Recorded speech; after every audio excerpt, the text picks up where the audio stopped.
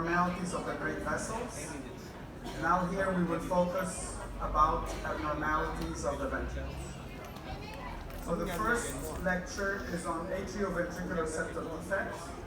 I will show you a little bit also at the end on the diagnosis of ventricular septal defect because we did not have a lecture on that. So I put this statement here that atrioventricular septal defect is a simple diagnosis but could be technically challenging. It's not always easy to make the diagnosis. And I will show you this four-chamber view, and I'll ask you to think, is there anything abnormal? This is with the spine, with the heart down. And I will show you this four-chamber view, and maybe here you suspect a small VSD here, maybe. And this is with what we call an axial view of the heart. And I'll show you this one here. And I will tell you this is the same fetus in the three planes. And this is an atrioventricular septal defect. You can see that the best diagnosis is when the four-chamber view is an apical orientation, meaning when the spine is down.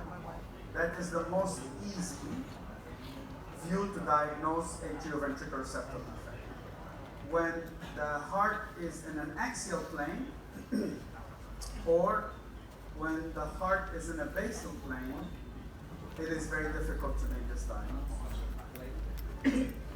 So what you see is an atrial septal defect, a ventricular septal defect, and a common AV valve. These are the classic requirements for the diagnosis.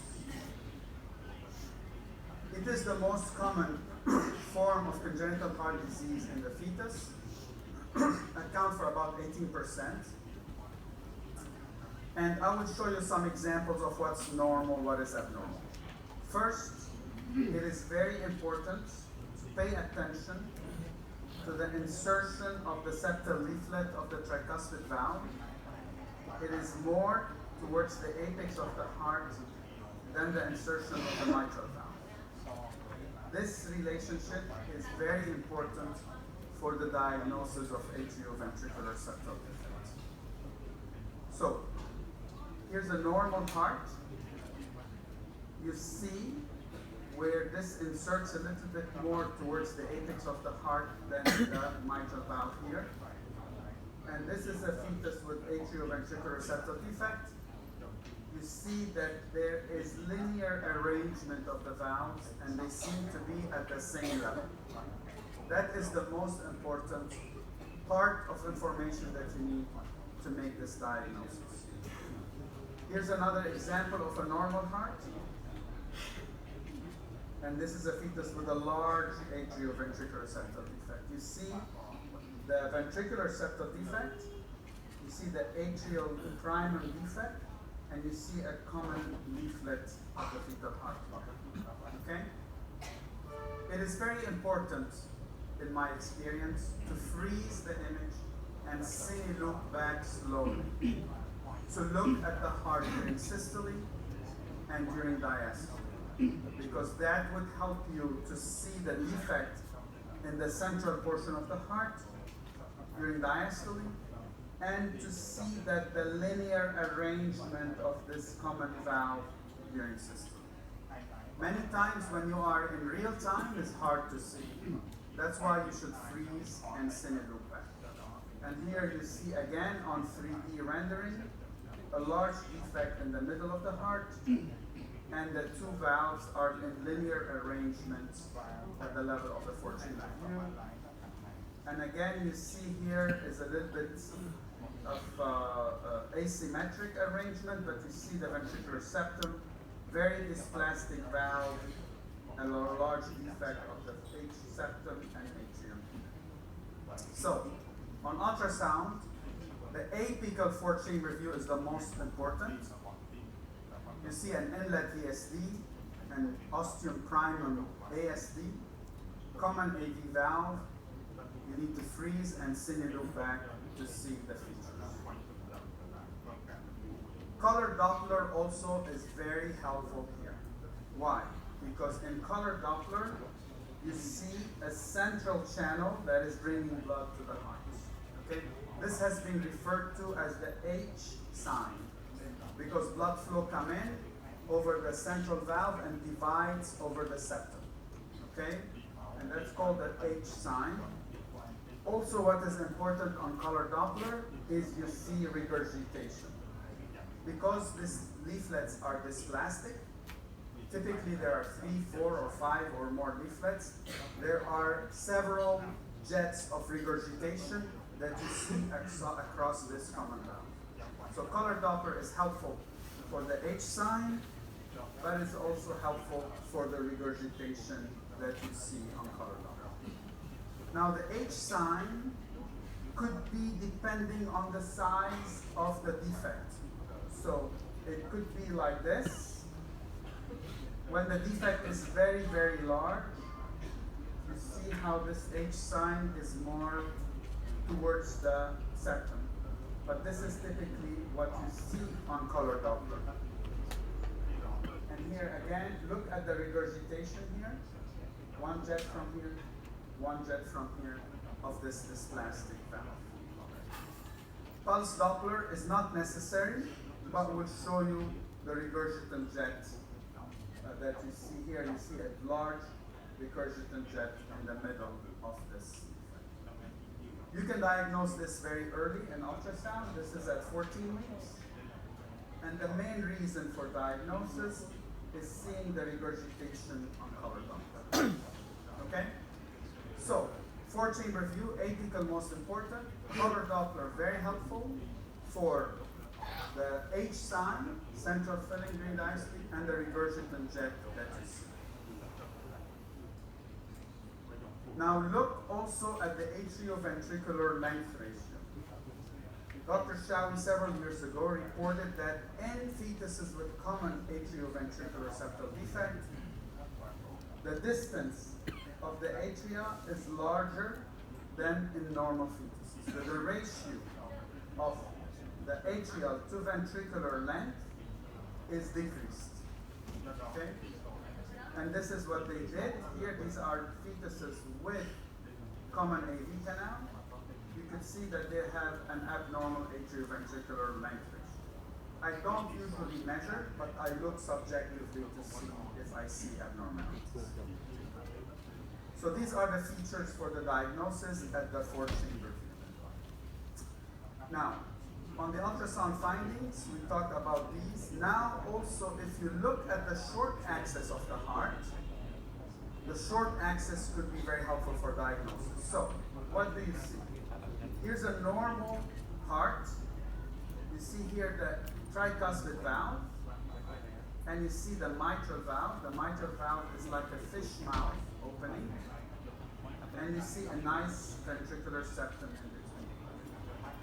In common AV valve, you have only one central valve that is open. That would help you to confirm the diagnosis.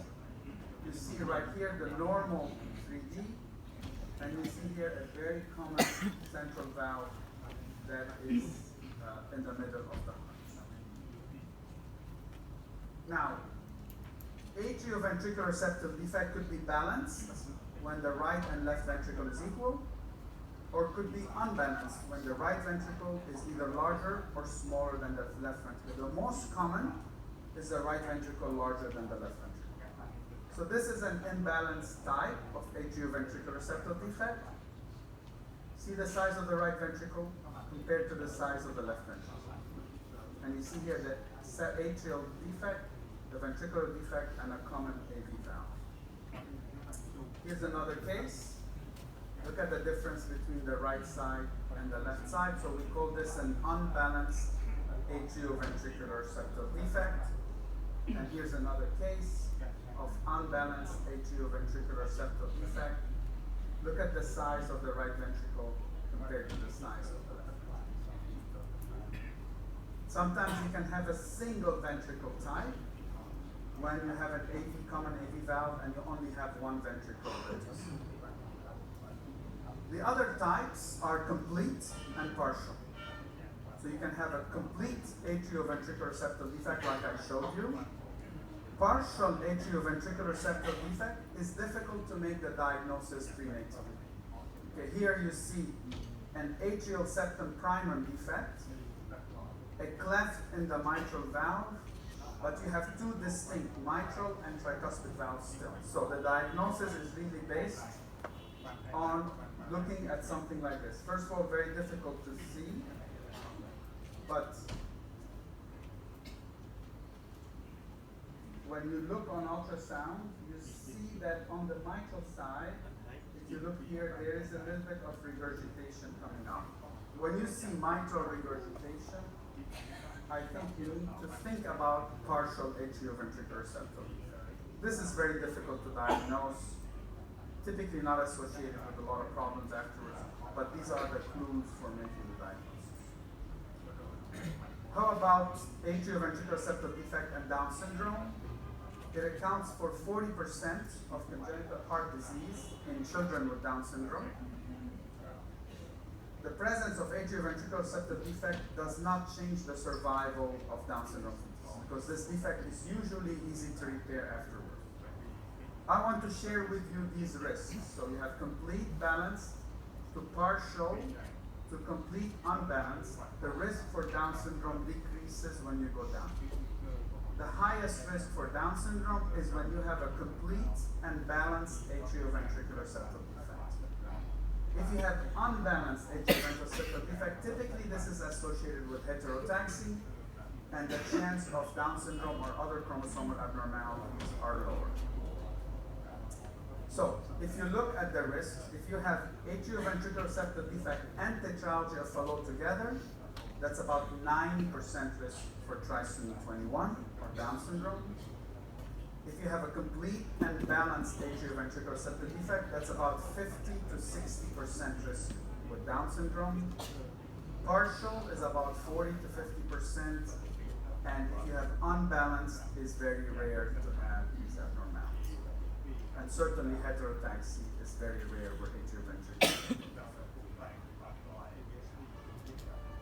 This is a case of atrioventricular septal defect and aortic override.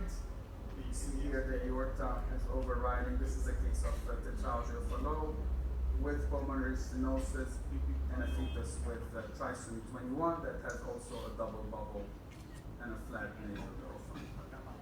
And this was a trisomy 21. Some of the poor prognostic signs. Partial has worse prognosis than complete.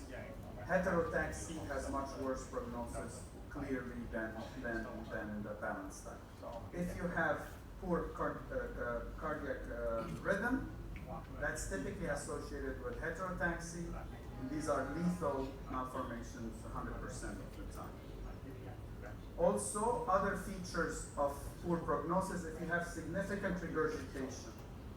As you see right here, there is a lot of regurgitation. That tells us that this valve is very, very dysplastic, and this baby will have a lot of trouble after birth trying to fix this valve. So, clues to the diagnosis. Apical four-chamber view is the most optimal.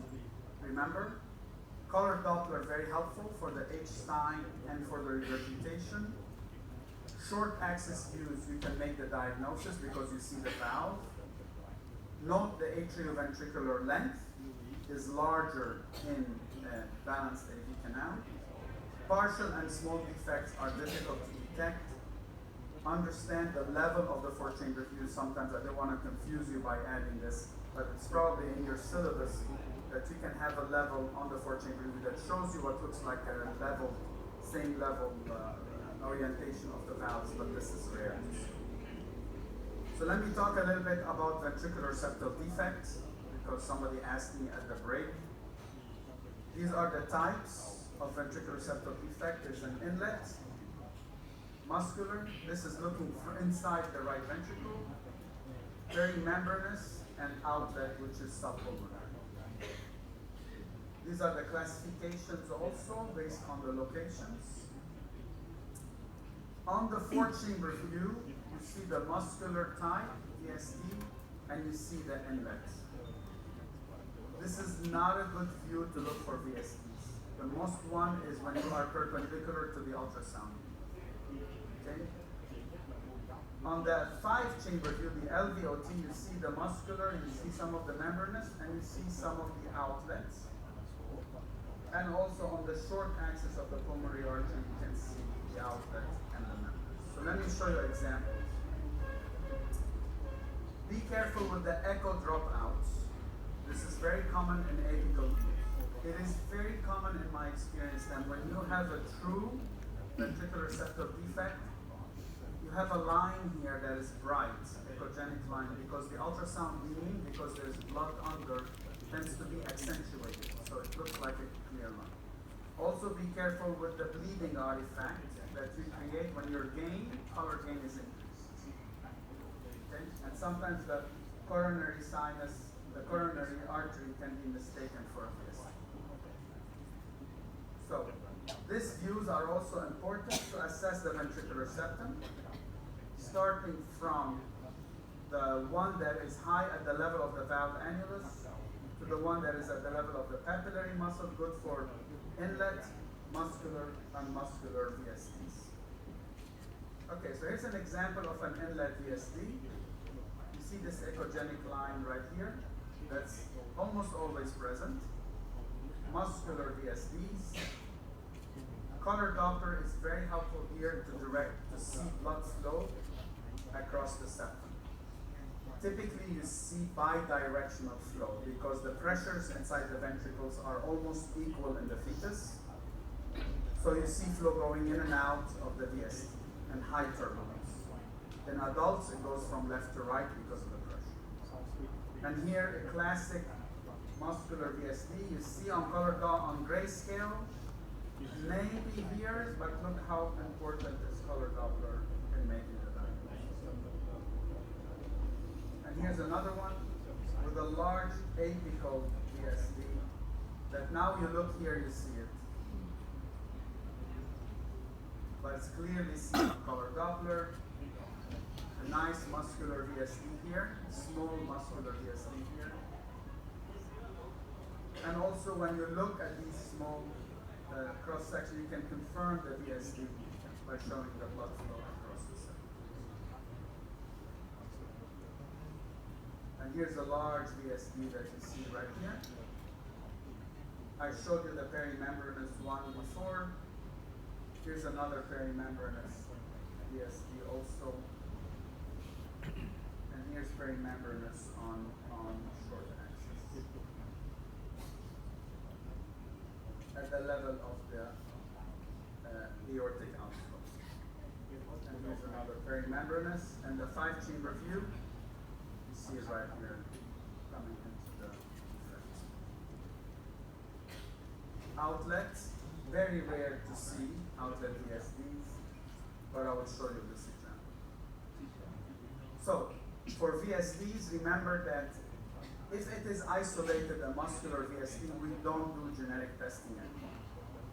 Because there are large series now that show that there's no association, and many of those close on their own after the baby's born. But remember that VSDs are common in many syndromes, genetic syndromes. So if you see a VSD, make sure you look at everything else in details, and make sure it's only isolated, because it's common in trisomy 13, 21, 18, and others.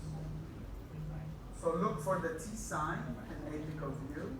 Always try to insulate the septum 90 degrees to look at the blood flow, and color Doppler is really helpful to make the diagnosis.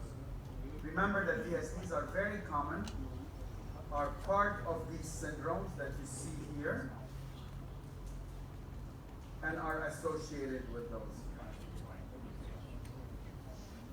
Okay, so this is atrioventricular septal defect. Next is hypoplastic.